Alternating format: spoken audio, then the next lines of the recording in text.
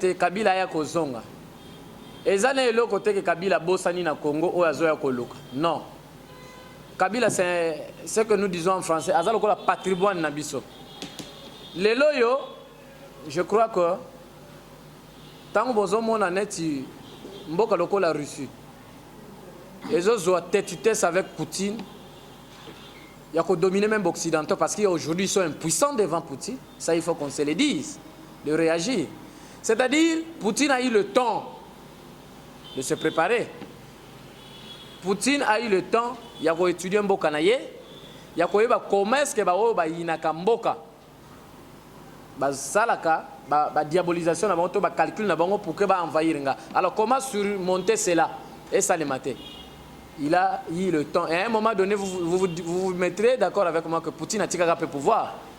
Aïe, kozonga ce qu'on peut libérer mboka na na aventure ils allaient calculer. Dites-nous aussi que tala Kabila tango tiki mboko 3 ans ya pam. Nazo limbole loko ça il y a solo na ba preuve. Lipa oyebi prix. Boyebi yango bino ba journaliste. Kabila tika kango na combien? Le komina combien? Mungwa Kabila tika kango na combien et komina combien? Bidé en mafuta. Ezalaka na combien? Le komina combien? Unité ya pamba oyo crédit. Ya liboso ba yibi biso yango na opération RAM. To banda ko somba ngona prix nini lelo to somba ngona prix nini. Alors soki na bina pesa ba liste nyonso wana e ko risquer pesa même ba kongomani kanda. Kabila azalo ko la patrimoine oyo sengeli botombo miyamboka lelo. To lobite ke kaka ye congolais oyo ayebi te.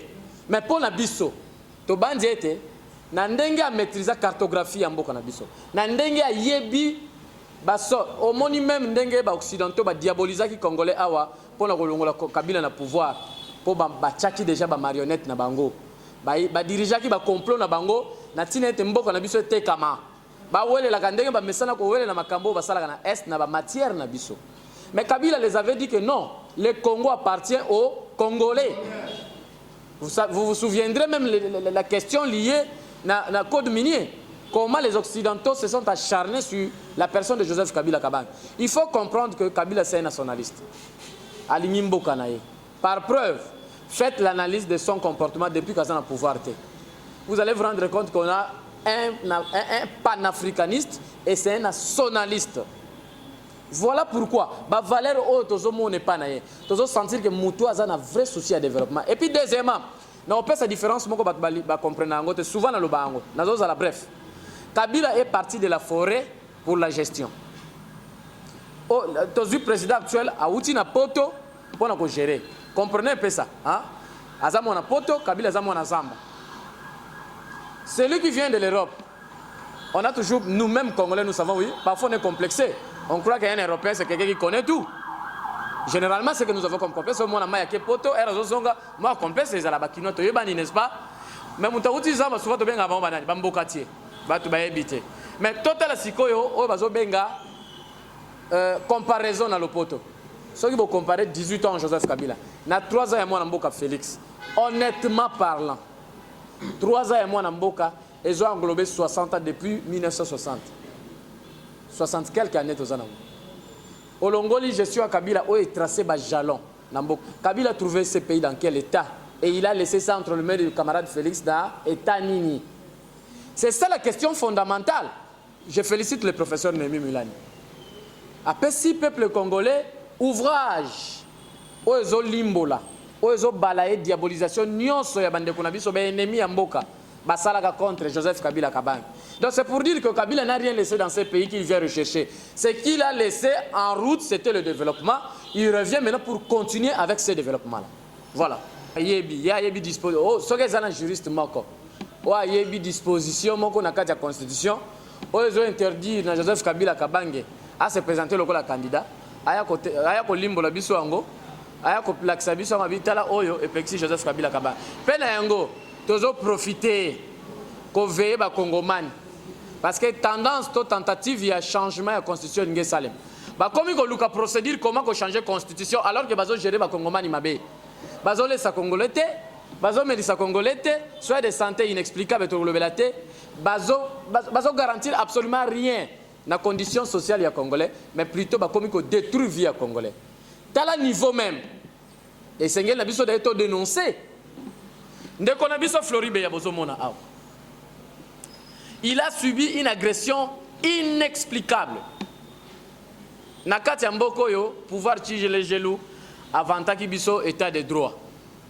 Je me pose la question de savoir les juristes qui sont là.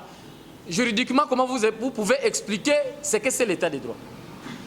Moi, Namboka Floribe, membre de la CEMAP, coordonnateur de la structure IFOLI, Azol ex-mission na ye, Babandi Kolanda, yeko filé. 2 jours après, aye ko sala émission en pleine émission, ba attaquer au nom du chef de l'État. Bo attaquer Moutou, bo agresser. Ba journaliste oyo bazalaki wana ba buki ba caméra na bango, ba machine, ba matériel na bango, ba buki yango. Ba brutaliser bango ba beti bango. Et c'est un parti qui se dit démocrate, qui est au pouvoir, mais incapable de supporter les principes démocratiques, inconservables. Alors, ba Congolais ba gérer la situation aboye, ba bavira boye. Azali wa bozomona azala ba pota. Tozo ko dénoncer yango parce que c'est pratiquement inconservable. Après avoir vécu l'alternance politique dans ce pays 60 ans après. Toya ko vivre pouvoir moko o comme comédie na gestion. Ce n'est pas sérieux. Yango tozo dénoncer, tozo profiter na micro na bino, na tinete to dénoncer agression au camarade Floribe Azwaki et puis ba pasolier bilamba jusqu'à tel point ba comme instrumentaliser même JR. Aya ko kanga muto a brutaliser akende na ye pour ba que ça balingi ba bomba mona mboka. Et vous allez nous parler de l'état des droits? Vous allez non, il faut qu'il y ait élection en 2023. Et Joseph Kabila Kabange doit être candidat. Candidature Oyo CEMAP est portée à cœur. Lobby que oh bochana Kabila Mupanzi topo na mutu. Tozo répondre que tokopona kaka Joseph Kabila Kabange. Il est le seul chef de notre famille politique. Azali incarnation de Lumumba, Yassimo Kimbangu, Lumumba, Laurent Désiré Kabila. Au héros vivant aux Anaye. Et puis c'est lui le guide suprême. Autorité morale de la République démocratique du Congo. Ato Zawap, Ato Vandiwap. Autorité morale na yonanu, c'est Joseph Kabila Kabange. Alors na o etali ko pona mutu na kata famille politique na biso comme philosophie. Vous comprenez? Mais nous choisissons l'individu Kabila. Biso dans la philosophie na ye. On la ninga bien. Olobi to wana na kata philosophie. Parce que soki to ye na ba individu bo to pona. Mais to zuye comme individu. Nous allons choisir Joseph Kabila Kabange. Le reste reviendra à lui. Soki alobi bon CEMAP. Ngai na monineti to beta dame na kingakati. Alors nazo tchela bino mwana mboka mandefu. Wana naza candidat président de la République. C'est sur sa bénédiction et son orientation. Wanande c'est bon. Mais si ce n'est pas ça, soki bolobi na kati ya philosophie. Na kati ya philosophie to kopona l'individu Joseph Kabila Kabange. Soki eza na kati ya école. Aza siko yemoko pe disciple école voilà parce que il a une descendance. Yemoko aza premier disciple. Il y a philosophie lumumbiste. Yesiko aza disciple oyo atangaka ayekoli asilisi classe na ye azu diplôme na ye na kati ya philosophie wana lelo siko azo pesa biso pe enseignement po biso pe lobito zo ba diplôme lokola ye to koma ko défendre philosophie wana. Voilà pourquoi ce qu'il s'agit de philosophie wana to longoli le quoi philosophie to zongi comme individu ndenge mutu nyo sa lingaka o mona tango aleka na banzelati ndenge ba batonda kati balanda ka individu Kabila balanda philosophie kabiliste hein nakosi Kabila le Kagananzela, batu balanda philosophie te. Batu balanda la personne de Joseph Kabila Kabange. Ndenge mutu nyo soko yoka sentiment à l'allié. En ce moment-là, parce que pour imposer biso philosophie to pona mutu, to pona Joseph Kabila Kabange. Yemoko siko na tourna à cause de la décision finale peut to yoka. Et puis soki to yoki to ko sala sikoyo oyo ya koloba. Soko lobi A to sala A, soko lobi B to sala B. Na bandi na pesi ya nona oyo lobaki. Na zone na sous na deuxième FCC na kati ya PMRD. CEMAP. Objectif ya CEMAP zanini touti wapi, tokomi wapi, tozokende wapi. Parce que la politique oyiba moki eloko moko te za rapona ofele. Bakende la makambo nyonso mpona objectivité moko. CEMAP mpona peuple congolais ayeba po aza na fin fond ya mboka ayeba vision ya CEMAP eza nini. Parce que tout le monde peut, il y a des gens qui sont des leaders et des gens sans vision. Les gens qui ont mais la vision. Sous bassement, il y a ces maps, les amis qui peuvent être dans le parti politique ou bien la vision, la objectivité. D'abord, ce qui est dit, par exemple, Touti Wapi, Tozali Wapi, Tozokende Wapi. Conformément à l'objectif, il faut que y ait une naissance de ces maps. Ces maps est botamine de Guénin. Ces maps est botamine à tant de famille politique nabiso, FCC. Et zalaki na silence. Pe bomona kindenge tokati coalition. Après quelques minutes, bazalaki na ba intérêt individuel na bango. Ya ko protéger, ya ko landa pe ya ko luka. Babandi ko longwa na ngambo kabila babandi ko kende ko kota na oyo babengaki union sacrée. Entre guillemets ndenge babengaki yango. Mais tu as découvert que les union sacrée, c'est union sucrée, union salée. Donc chacun fait ce qu'il veut. Chacun a son intérêt au Azoland de la Kuna. Alors, tout le monde qui est, bangonio se bazo kima bazo kende, bazo la la place pouvoir. Les autres ambis bazo la place maïzo chola. Tolobi non. Biso tozali génération oyo tozali ko la différence. Il faut que nous comme Joseph Kabila Kabange, to tunaye. Quelle est la conduite ou quelle est l'option à prendre actuellement parce que baye bazala ba intérêt individuel bazako kima yo. Biso tozali na yo, tokotika na yo tina suka. Ndek se map et se créaki. Et puis tant to créé yango mutu aliboso to kendaki komona. To sollicita ki poto mona Joseph Kabila Kabange ezalaki professeur Nemi Milana Wilonja. Oya yambaka se map. Abengi mokonzi na ye direct Joseph Kabila Kabange a sololi na ye mokonzi na ye a pesi autorisation.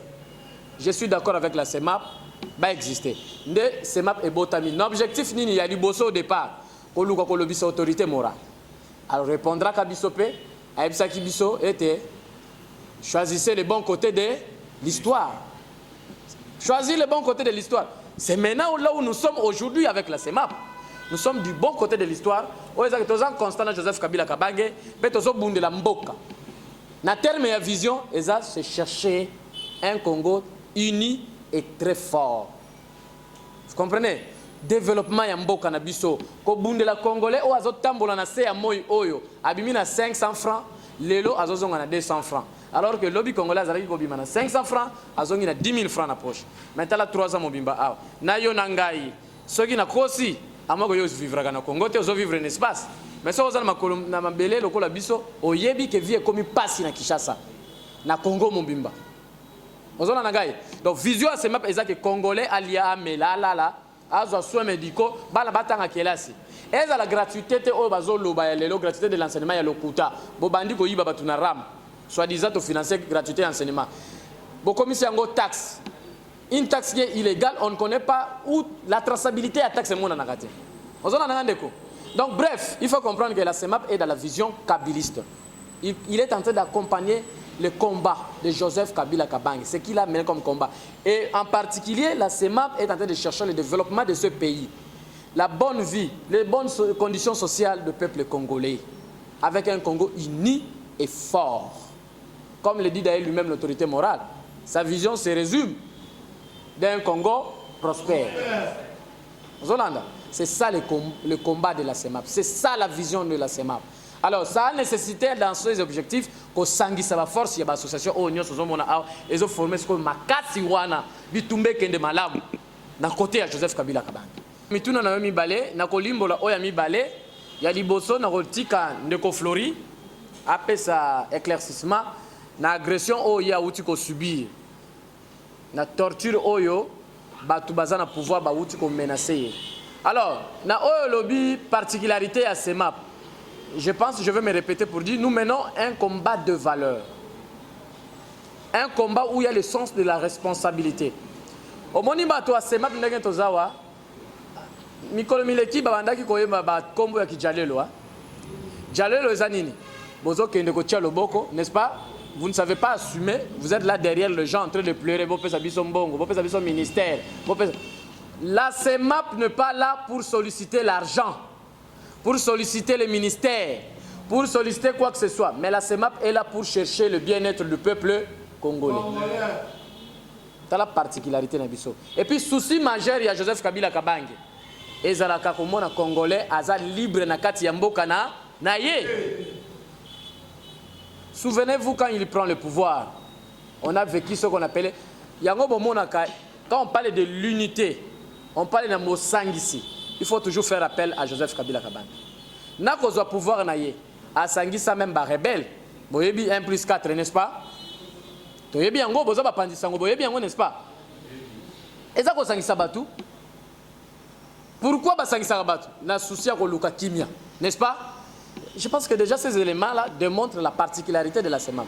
Ce sont des jeunes, c'est vrai, en âge, en taille, mais la tête ici, nous sommes trop vieux. C'est-à-dire, nous sommes en train de chercher le valeur républicaine, le valeur de l'homme congolais qui est perdu aujourd'hui, qui sont perdus plutôt.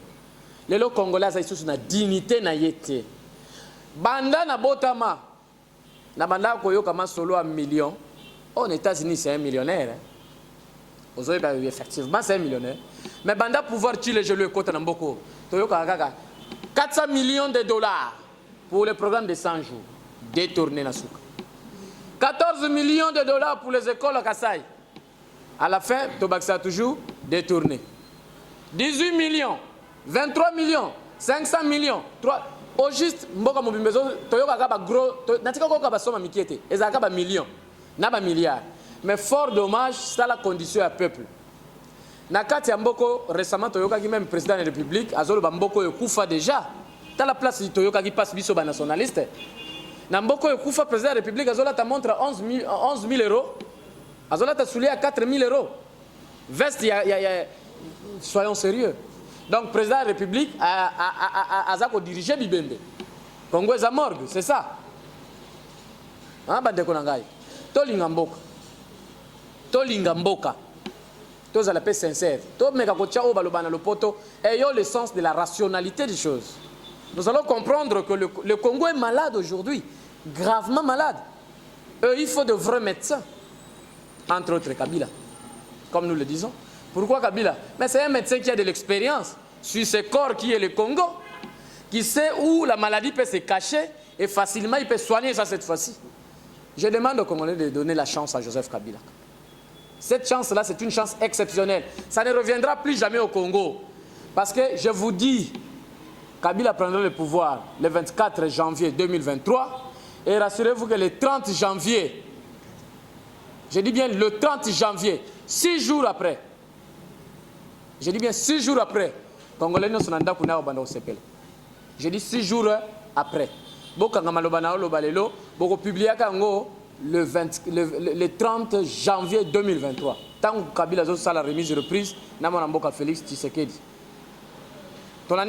Namituna mibale, nakokoka répondre parce que je peux sanga même kanda. Je peux sa parole à camarade Flori. Alimbo Labino, pourquoi ba attaquer et comment on l'a agressé? Par qui? Bato bazo diriger Mboka. Bao bazana pouvoir. Entre guillemets, ils se disent des démocrates incapables de supporter les principes démocratiques. Ndeko Flori Beya. Na banzi yo pesa nanu e yano na baninga na mtuna wana. Limbo la bango yango. Oui. Oui, merci beaucoup. Nous allons vraiment bref parce que l'isolo oyo bozoyoka eza risque ya vie oyo ngana riskaki ensemble na bandeko ya ba journaliste que je cite Sylvain Yampifo Télévision le DG na camarade Moura oyo azali caméraman bangonde babengisaki ngana émission et je suis allé répondre. En pleine émission, tous tourné, il y a eu un monsieur abandonné qui s'approchait avec un mounière comme un téléspectateur. Et à s'approcher, nous, on était en pleine émission. Après, le monsieur a eu saisir la caméra, à l'objet que vous êtes arrêté. Monsieur, pourquoi est-ce que nous sommes arrêtés? À se présenter le rôle à agent et à ANER. À l'objet, vous avez menacé chef de l'État. Maintenant, si on ne sait pas, ezalaki basé sur quoi? Et deuxièmement, où est la caméra Namoura? C'est comme ça que la caméra est tombée. Imaginez, le béton est à niveau, il y a, comment on appelle ça? HJ. Et puis, on a se sentir en insécurité parce qu'il commence à donner de l'ordre. Bokangaye, Simbaye et tout ça. Na komi au Kima. Na sauté à Egolandanga ilisusa simbinga na nzoto on s'est cherché na ego tindikaye à quoi na katia terrassier R a quoi na terrassier na baluki oliena ki mana première rue na zongi na Grand Boulevard na zui moto nzoka na ba motaro bazalaki wana ezalaki plan moko déjà bien organisé. Moteur a zwinga nazo diriger moteur côté nazo kende a détourner nganzela ti aéro memanga na 7e rue na vitesse moko vous ne pouvez pas imaginer. Arrivé à la 7e rue na moni le type aussi azo kita. Azo kita wana, je vous dis, j'ai été humilié à un niveau que vous ne pouvez pas imaginer. Na banda yiko crier et puis na ngulupa wana mutu nyonso azo beta yo comme un chien. Neti moyibi. Et bandeko oyo bazalaka pembeni ya mosquée wana ya ba musulman comme j'ai l'habitude ya kolata ba nzambala ba moninga lokola ndeko moko ya musulman. C'est comme ça qu'ils sont venus intervenir na bandeko mususu ba bandeko koleka ba obi non trop c'est trop bozo menacer pour nani non afingi chef de l'état. Or ceux qui toquent na ba parlementaire debout oyo bino bokendaka ko filmer chaque jour boyebi ba injire bi makande na ngambu na bango. Et Erna Kimeli na Souciat, le monsieur vient, il m'appelle par mon nom, il dit que non, ndeko yo azalaki combattant na biso ya IDPS, akimi basali lisanga na bango. Sko, tokomi na bango na 12e rue, puisqu'il y avait toujours l'insécurité, OPJ alobaye que non, na niveau ya Mombele wana, il ne pouvait pas me garder, puisque côté kuna, eza fief ya batu ya force du progrès. Tokomi na kati ya 12e rue, tobandi ko samba ndeko sambi aboyi ko signer PV. Ngana sambi na signer, passé de 10 minutes na moni ba soldat ya JR baye. R baye balobi non, bakangi mutu na biso moko awa. Maintenant, je commence à me demander donc ndeko ya aye na nga ba menace waza agent ya garde républicaine. Après babimi babengie babiyaka yoza force du progrès oh oui. JR koti na kati ono OPJ trop c'est trop. Bato bakomi ko lekisa ba critique loko eleka boy ba critiquer loko boy ba critiquer tout ça tozo ça la PV tozo amasto yo to kendene na kanchach. Et chose grave, j'étais accompagné de mon avocat que vous voyez à côté Ndeko Viali. Il a dit non papa. Toza déjà na procédure ya kosamba na kati ya bureau na OPJ. Comment est-ce que bino il faut bosser la PV pour bokendene na kanchach? Mais je vous jure, comme vous voyez ba vidéo wana ezo circuler na ba réseaux sociaux ya ba JRO ba yaki wana, mon avocat a été menacé à un niveau que vous ne pouvez pas imaginer. Ce que j'ai apprécié de lui, il ne s'est pas laissé faire. Et à la fin balobi non tozo kende, tozo sa la PV, tozo ya kozwaye poto kende naye. Et humilité tomoni ba moto ekoti. Na bandeko wana ba soi-disant ba force du progrès na master wana azoloba tokomi na la police akomi agent de sécurité ya force du progrès oyo aza attaché na présidence. Ça c'est la vérité. Et puis PV exact jusqu'à maintenant na 12e rue wana na commune. Baye je vous dis ba menacer biso de mort na kati ya commune. Ba policier bazana ba fandi ils ne font rien. Et sous kanango ba récupérer mutu na bango bakenae. Mais ngana tikali na obi mais c'est injuste. Mutu menacé ngaye wana akei, libérez-moi ote yo koki kokende te dossier na yo eza très complexe. Nengeza boye ya batu moko ba bengaki ozala wa tout ça mais na lingina sauver bino pour bolongwa place oyo il faut boper ça 150 000 francs. Ah papa, sur quelle base? Na infraction nini oyo ngana sala ki pona futa 150 000. Mais tellement qu'on est politique, tout le monde qui peut n'engue makambo bandaye ko kewana ou prison ba ko poignarder on a boutou. Comme ça, le mieux à faire c'est quoi? C'est payer et puis qu'on l'onwa pour se saisir dans le dossier après. C'est comme ça qu'on a payé l'argent. Toye ko bimawana à partir de 18h presque 19h, de 12h à 18h et la suite c'est ce que vous voyez. Mais tout ce que je vais dire c'est quoi? Moi, je suis une personnalité publique. Dans les Kakanaba médias, à tout moment, presque 10 médias dans chaque semaine. Article 16 de la Constitution Nabiso, et le bas que la vie humaine est sacrée. Et puis je me souviens, chef de l'État, Félix Antoine Tshisekedi, avant d'être président, Na 2018, je me souviens, à l'écart na Top Congo. À l'écart na Top Congo, batuna et pas DG à Top Congo, que soko komi président loko aliboso kosala ezanine. Alors que loko aliboso ya kosala le 30 décembre eza ya kokangana no ba prison oyo bazo kanga bandeko na ye arbitrairement. Mais je lui informe parce que je sais qu'il va suivre. A contrôler prison oyo eza na Kanchachi oyo balingaki ba mema Floribea. Ceux qui sont au courant de la prison, à l'occasion de la mesure, ceux qui sont au courant, ils ont informé, la vidéo est allée, ils ont prendre la JR Wana, la JR Wana, envoyé par qui, et qu'est-ce qu'il veut de moi. Liberté, il y a expression, et ça garantie par la Constitution. Je ne vais pas monopoliser la parole. Ceux qui qu'ils sont capables de répondre, na makambo to sala kana média, ba affronter biso na média. Tout ça là, débat contradictoire et puis débat intellectuel et pédagogique. On ne fait pas la politique avec des biceps. Nous sommes des faibles. Bango bazaba fort. Mais bakota na folie politique té. Hein, folie de pouvoir té. Parce que le mandat est garanti dans la Constitution il y a 5 ans. Et puis baza au bout de leur mandat. Après 5 ans, qu'est-ce qu'ils vont devenir? Est-ce que le peuple congolais a kozala lisusu digne à voter bango? Et je ne pense pas parce que le malheur se dessine dans les Longi Congolais depuis qu'ils sont au pouvoir.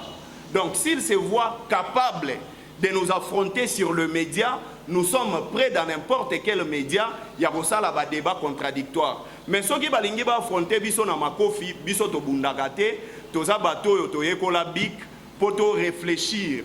Nenge bomonaka autorité morale na biso azwa pouvoir moko o ya salelaka pouvoir ya silence et nous nous adaptons na kosala ko utiliser pouvoir ya silence mais pas avec les biceps bazali union pour la démocratie et ba étouffer démocratie parce que ça va leur revenir après la fin de leur mandat. J'ai dit la République démocratique du Congo sous Joseph Kabila Kabange, devoir de mémoire. Félicitations au professeur Némi Milania Wilonge parce que na Lingala Baloba, Lokuta et un ascenseur, vérité et un escalier, malembe ti et commis. Peuple congolais a trop diabolisé. Vous voyez que dans un pays où chaque matin, midi, soir, les gens se réveillent avec le nom d'un seul individu, Baloba akaka mabe, Bafinga akaka mutuana. Et à forte raison de faire 18 ans avec cette diabolisation, finalement, ces mensonges-là voulaient prendre un sens. Le Kouta wana ngeke comme le loko solo. Mais Nzambe aza munene, talaka na 3 ans pamba et sengelaki professeur Nemi aya ko tia lumière. Livre wana ezali ko balayer le Kouta nyonso ya diabolisation o ba ennemi ya République banda ko lobela na kombo ya Joseph Kabila Kabange. Ezali ko limbola gestion ya Kabila na ba secteur nyonso. Ba réalisation ya Joseph Kabila na ba secteur nyonso. Na etani ni Kabila zwaka mboka oyo atiki yango pe apesi muninga na ye mususu wana na eta nini. Et puis déjà toza komona na eta nini Joseph Kabila koya ko récupérer boka. Zola na gaya. Donc bref, il faut retenir que cet ouvrage là il faut ko luka yango ba oyo bazu yango na nuté ba koki ko le quand même na semap ko sala ba demande na chanango ezali na $100. Botanga yango boko découvrir la gestion ya Kabila oyo ba diable ya Congo ba ennemi ba lobaka ete non Kabila za mutu mabe Kabila sala ka mabe alors que Kabila tiki oyo nyonso tozo vivre heureux et comme les biso passe lelo mais Kabila mutatika kiango ba prince botonga ba so de mouton boye ko tcha ba so de mouton na ba prince Kabila fongolaka ozona na ngai na ba prince Kabila fongola ba palissade bosombi ezotamo ba prince o Kabila tongaka pona époque ezalaki banzela débat okokaya ko lekana na boulevard Lumumba te c'est Kabila. Les lois et immeubles côté n'amboka oh ba chinois ba kota c'est projet Kabila mituka oh nous ne faisons pas parfois référence à des petites choses hein. Les contrats de Kabila avec les chinois les lois embouteillage za mutuno sa zone ngata mona mutuka na les lois otambola na bana mutulo mutazana mutuka na ndenge alingi azo sombango era alingi ezo kota ndenge alingeli donc c'est quelque chose d'avantage c'est un contrat qui a été signé par Joseph Kabila Kabange avec les chinois à l'époque ça on doit en parler donc pour connaître tout ça procurer cet ouvrage là. Et puis diabolisation déjà mikolo eza kolonga maleme parce que vérité salini et bimi. Pour ça on ne peut que dire félicitations et bravo au professeur Némi Milania Wilonge. La République démocratique du Congo sous Joseph Kabila Kabange. Devoir de mémoire. Et puis tozo senga na bande konabiso. Une œuvre scientifique n'est pas contredite dans un Twitter. Un produit scientifique ne peut pas être contredit dans un compte Facebook. Vous êtes scientifique, vous êtes intellectuel. Autant que livre monique, oyo balobi eza bongo te selon yo. Mais comment peut livre na yo yako contredit nango? Soit benga biso, to yena ba ouvrage awa, to bandi ko débattre yango. N'est-ce pas? Au lieu de monde oyo bazo se faire expert na Twitter avec deux mots français ou à lokoti tamsus na novelas, il veut contredire l'ouvrage na Twitter. Ça c'est être aventurier, ce n'est pas être sérieux. Un intellectuel ne fait pas ça. Alors, na lingi pe quand même, na yebisa ba yenyo so ba lingi ba ya kokota na semap. Ba porte ezali ya kofongwa. Espace ezana nu munene. Camarade Eliezer akangeli muninga porte te. Camarade Bakina ICPV akangeli muninga porte te. Elongola bandeko nyonso awa. Ata porte moko eza okangamate. Ba nyonso ba association nyonso bazana bolingo ya mboka. Ba bandimela Lumumba, Simon Gimbangu, Laurent Désiré Kabila, Joseph Kabila Kabang. Ba combat citoyen o eza pona botombo wa miyamboka. Boya sema pesa wana pona bino. Numéro à contact ezali to ko pesa. Okoki ko benga poto pesa yo ba information précise. 090 67 00 276. 090 67 00 276. Mais na pesa pe quand même moi 2 secondes ndeko na ba bazali awa rapidement parce que ngamo yo koto balobité comme Eliezer Oazali président de la Ligue de Jeunes. Il y a PRP, il y a Laurent Désiré Kabila. Azo maloba pe akotika pe moi mbote oyo camarade CPV. Na moi eloko akopesa conseil na ba kongomani ba kolanda pi to koya kosukisa na camarade JP to kopesa bino au revoir.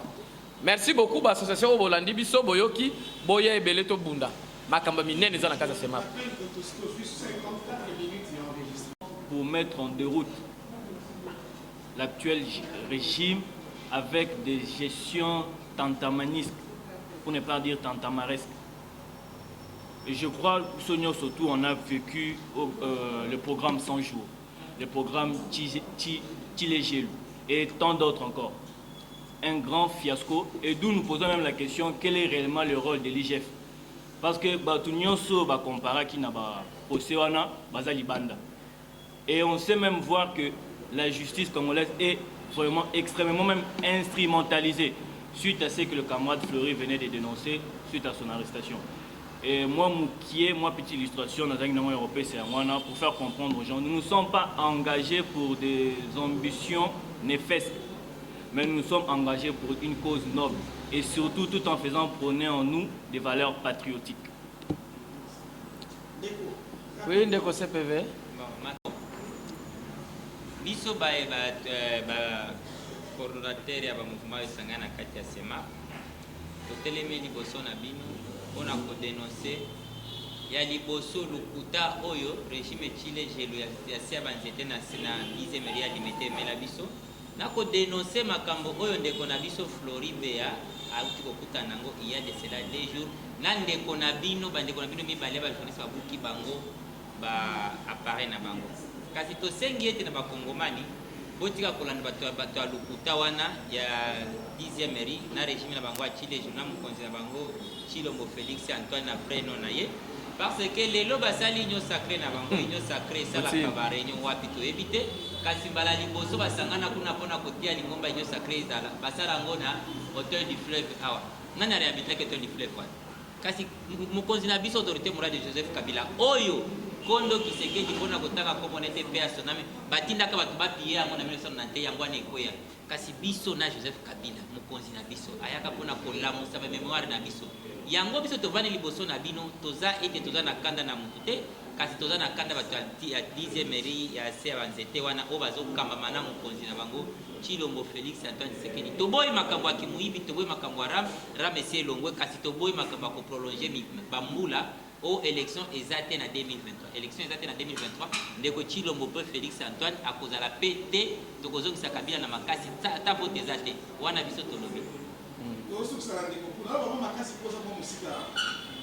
Premièrement, nous avons encouragé les gens à SEMA, puis nous avons béni la bango et qui va y pour adhérer à SEMA.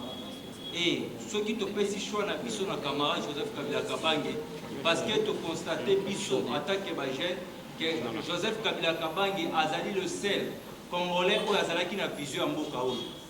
Tous a 1000 façons pour démontrer que Joseph Kabila Kabange a une vision, de progression, même il y a développement à Mokao.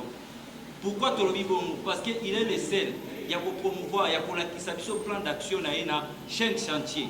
Biso nyonso toyebi vision ya chaîne chantier ndenge ezalaki. Biso nyonso pe toyebi programme pour amemelaki biso pe na bakamuna yebi lobela biso si la révolution de modernité. Lelo oyo mboka na biso vivre sans vision. Mboka na biso ezotambola oyo tobengaka na kombo ya DCRP, document stratégique ya réduction ya pauvreté. Mboka lini etambolaka na niveau bongo. Taki toyebi que na camarade Joseph Kabila tozaki na oyo tobengaki na kombo révolution de modernité na programme ya 5 chantiers. Oyo ezalaki palpable oyo tomoni mpe baaction nango sur terrain. Mais bango bayebisa biso projet nini bazali nango. Parce que même programme il y a 100 jours, ils allaient tirer dans sous-carnet à Joseph Kabila Kabange. Bala qui s'est biso oyo bango ba mibeli biso oyo ezali lokolo ezokamba biso pona 2023. Mboka oyo avenir na mbazali komona mondenge ni na 2023. Et ça dit que kaka pona bato. Yango tomoni ke biso bato ya SEMAP to ba membre ya SEMAP tozali kobenga ba jeune bazali bana ba kota. Et que camarade Joseph Kabila Kabange oyo azalaki na projet na ye a continuer yango pour le développement ya mboka. Merci. On a tant de vino au Pessa Kibiso. C'est ma belle, viva! Viva! C'est ma belle, viva! Viva! C'est ma belle, viva! Viva, viva, viva! Joseph Kabila, autorité morale!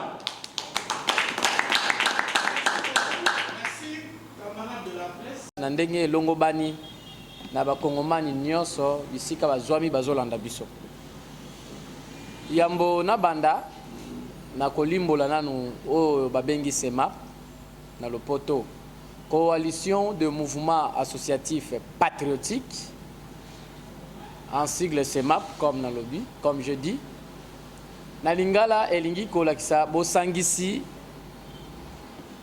ya ba mabunga ebele o ezali kokambama na ba camarade ba jeune ya Joseph Kabila Kabange basangisi maele na bango esika moko Natine Tebaluka Botombo Miyamboka.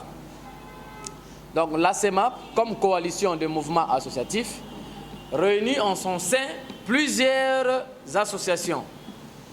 Entre autres Mopako, comme mouvement politique, nous avons IFOLI, nous avons ADIC, nous avons CPV, il y a le PRP, nous avons le Jeune Espoir, nous avons ECOPAT, etc. SEMAP, la coalition. Vous allez peut-être demander c'est quoi l'objectif ou la vision de la SEMAP. C'est comme j'ai dit ici, l'objectif assigné c'est de fédérer les forces. Kosangisa, l'association wana nyonso, ko former force oyo ko permettre na biso ko luka koma ko tombola mboka. Chercher comment la voix de la SEMAP peut apporter un plus dans le développement de notre pays. Alors, toutes ces associations fonctionnent. C'est vrai, chacune des associations en interne a un programme de fonctionnement, mais l'association Union Sopé peut subir programme commun aux Ezali à SEMAP. Raison pour laquelle, c'est vrai qu'aujourd'hui nous sommes lundi, et la journée ouvrable, l'association représentant parce que vraiment surchargé na ba tâche bazo rempli na ba misala na bango. Mais sinon oyo bazali présent à qui je salue et je félicite pour la détermination au ezana kata SEMAP. Donc il faut retenir que ezali coalition o ezali na kati ya famille politique ya Joseph Kabila Kabange comme autorité morale, et puis SEMAP ezali peut encadré quand même par un grand homme de ce pays. Je cite le professeur Nemi Mulania Wilonja, à qui nous jetons aussi des fleurs pour un ouvrage naé au Aouti ko doter population congolaise et comme ma lumière. Donc voilà en quelques lignes o esengeli bo maîtriser pour na SEMAP. Ezali ko bunda bitumba o babenga na lopoto un combat patriotique. Ezali ko mener combat ya ba valeurs, des valeurs républicaines. Ce n'est pas pour rien que vous voyez le camarade jeune ici présent, bazala déterminé, va exprimer sens et engagement na kati ya lisanga oyo. C'est pour une cause très noble, une cause qui cherche à promouvoir les valeurs de la République démocratique du Congo, et surtout c'est un combat patriotique. Voilà, on a les lumière, on a sengela qui na bino na koyeba, on bazo benga semap. Mituna misusu soko ezali boko tindi kayango, comme ça to continuer ko limbo la bino. Merci beaucoup, monsieur le coordonnateur de la CEMAP. Pour introduire les Pandisango, dans le Lenge Pinto et Sengeli, na kobanza te, oliko ya na mituna mibale, ya liboso opesa biso tina ya conférence de presse ya lelo. Parce que le projet nyonso ezalaka na moboko na yango. Donc eloko nini epoussé que lelo to tenir conférence de presse oyo et puis bolobi na babikando ebele que boko soutenir ndeko Joseph Kabila autre yebi azali lisusu na bokondi te. Lolenge nini alors que bamangomba mingi bazala na esika pouvoir ezali balandi bapesa maboko na bango pour pouvoir exécuter programme na yango malamu. Kasibino, vous préférez qu'on a un mouton à salir dans vos quantités, et ça pour vos salas, nini. Si Manitou n'a pas mis balai na banza, la déconion sur ma la peine à toi, il y a pour intervenir. Merci Mingi, Bandeko ya presse, et Sengel Nabino Boye Bete, et Loko Aliboso et Sali qui ont tenu conférence de presse Oyo, et Zali et Loko Oyo. Pour retenir Yango, pour relayer Yango, pour informer Yango la population congolaise. Ezali soutient indéfectible et total ya CEMAP na candidature ya Joseph Kabila Kabange na 2023. C'est pour dire quoi? En 2023, premièrement, la CEMAP exige les élections. Lesquelles élections? La CEMAP se porte garant de la candidature de M. Joseph Kabila Kabange comme autorité morale de notre famille politique. Voilà l'objectif principal de Nabiso. Donc, tu as informé. Tu as sollicité avis à Moutouté. Tu as pas questionné, mais tu as informé. Et puis, donc, tu as annoncé que c'est ma Kabange. Donc, la population va se préparer pour nous voter en 2023. Voilà l'objectif. Il y a la conférence de presse. Deuxièmement, pourquoi Kolanda Joseph Kabila Kabange alors qu'il y a un pouvoir qui est côté à pouvoir? Non, mais le fait que les lots ont souci à Mbokate, mais ont souci à remplir les besoins individuels. Pour répondre à nos soucis, la politique, pas sur base d'un projet ou d'une vision, mais sur base parfois il y a famille. Ça serait inconcevable. Allez aux États-Unis d'Amérique, vous verrez comment la politique fonctionne. Vous ne verrez pas un démocrate brusquement aller à la Mouki à traverser à Kenangambunaye. Il y a pas de république. C'est pratiquement impossible. Alors, ici au Congo, les politiciens deviennent des mobiles. C'est-à-dire, je vais vous donner l'exemple d'un vieux. Je cite son nom parce qu'il était avec nous, le vieux Mende. Depuis Mobutu, il est toujours actif. C'est-à-dire, quand Mobutu est là, lui, il est actif. Il est moboutiste. Et après, Laurent Désiré Kabila arrive, lui, il est là. Il continue avec la rébellion. Finalement, c'est Kabila le fils. Il devient un kabiliste plus que tous les kabilistes. Les autres camarades, moi, je président de la République, Félix Antoine Tshisekedi. Le vieux Mende est le premier Tshisekediste dans notre pays aujourd'hui. Il dépasse même ceux qui ont fait 37 stables là-bas. Vous comprenez, cette inconstance, ça n'a plus de qualification. Exemple, Nini Toko retenir dans Kulutuan.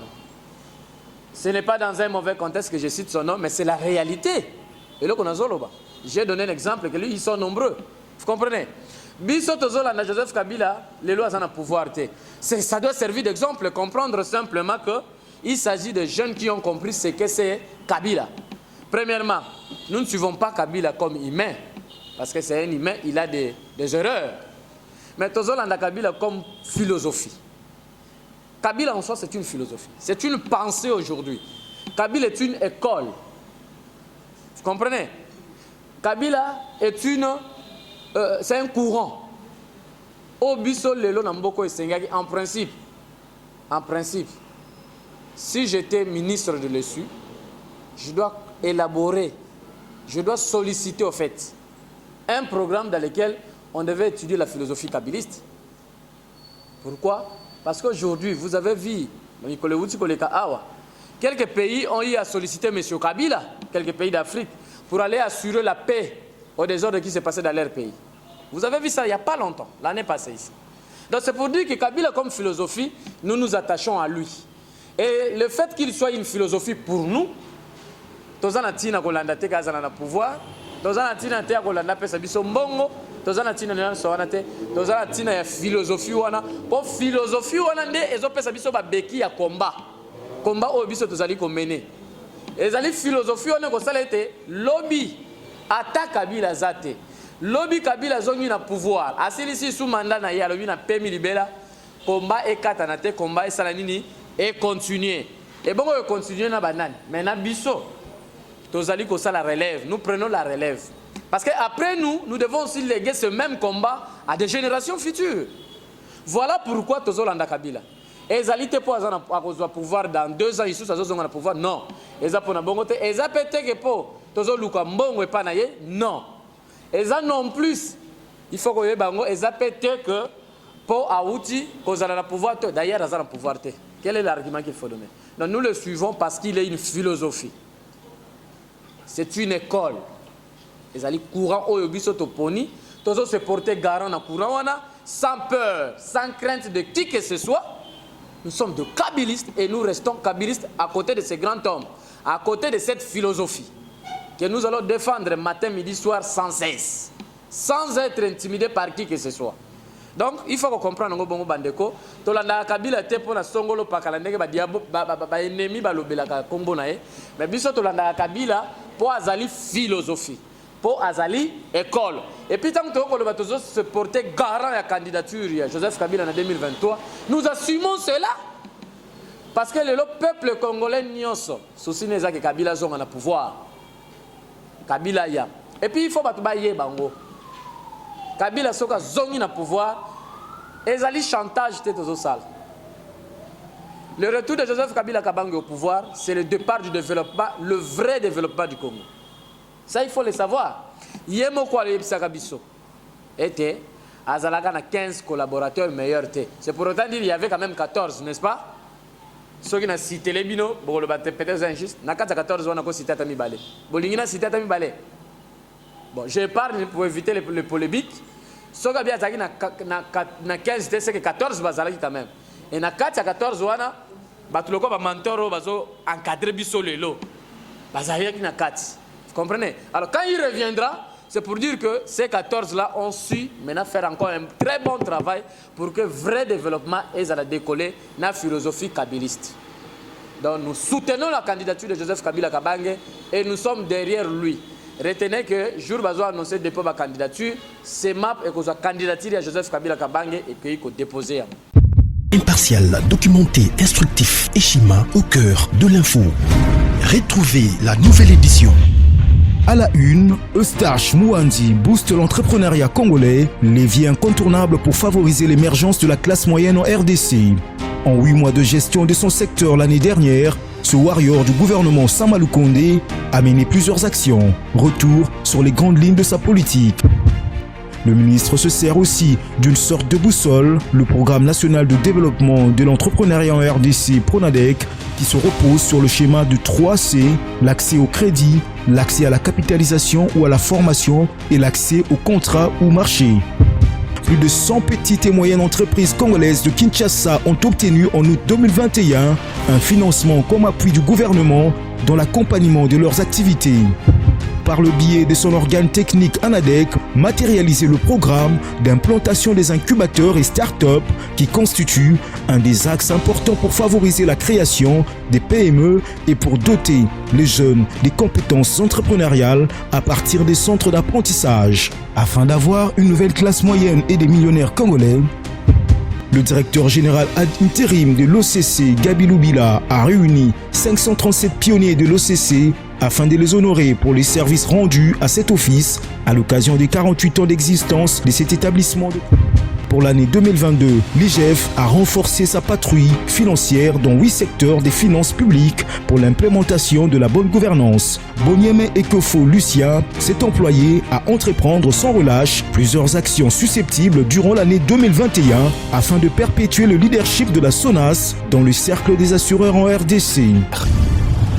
Retrouvez l'intégralité du magazine Eshima dans les kiosques.